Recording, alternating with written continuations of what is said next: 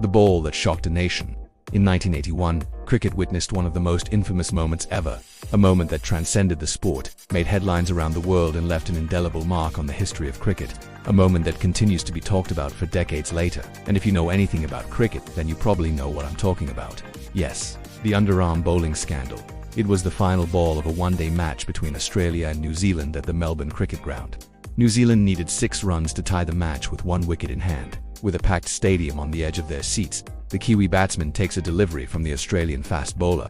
The ball is in the air, it's a skier, and for a moment it looks like New Zealand have won. But then the unthinkable happens. The Australian fielder runs under the ball and fields it cleanly. The batsman has no chance. The match ends and the Australians win by 5 runs. But this wasn't just any ordinary match. This was a battle between 2 fierce rivals, and the last ball finish added to the drama. But the manner of the dismissal left everyone stunned. People were not angry because Australia won. They were angry because of how Australia won. Because instead of giving the batsman a fair chance to hit a boundary and tie the match, the Australian captain had asked his brother, who was the bowler, to bowl underarm along the ground, almost like a soccer ball rolling on the floor. And the batsman had absolutely no chance. As they say, the proof is in the pudding.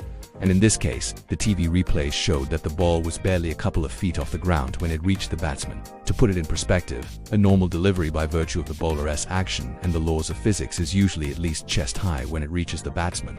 And this batsman was a tailander who was never going to hit a 6. But he could have possibly hit a boundary if he had got a decent delivery. But this wasn't a normal delivery.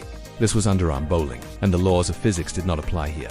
Fans were outraged, commentators were livid, and the Prime Minister of New Zealand, who was also the captain of the national cricket team, publicly called the Australian captain's actions unsportsmanlike and against the spirit of cricket. The Prime Minister of Australia, on the other hand, termed it as within the rules, but not the spirit of the game.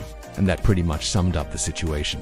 Everyone agreed that what the Australian captain did was legal, but it was certainly not fair. And that got me thinking, is there really such a thing as the spirit of the game? You see, the laws of cricket are laid down in the book. Anything that is not expressly mentioned in the book is not allowed. For example, a batsman can hit the ball with his hand if he's not out. After all, it's not expressly mentioned in the rulebook, but hitting the ball with anything else apart from the hand and the bat is illegal. Likewise, if a batsman deliberately gets himself run out while taking a single, he would not be penalized. After all, it's not expressly mentioned in the rulebook. But delaying the inevitable is a form of time wasting, and the spirit of the game is all about not wasting time.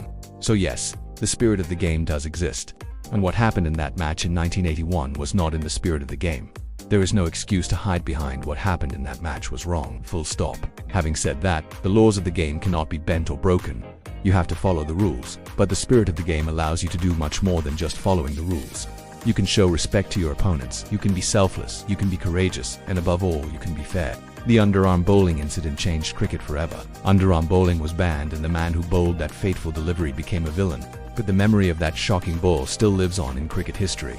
And that is the story of the ball that shocked a nation. If you enjoyed this episode, we've got some more fantastic stories for you. Watch this next episode and find out what happened when a woman invaded the pitch to confront a cricketer. And don't forget to subscribe so that we can keep you updated with all our new episodes.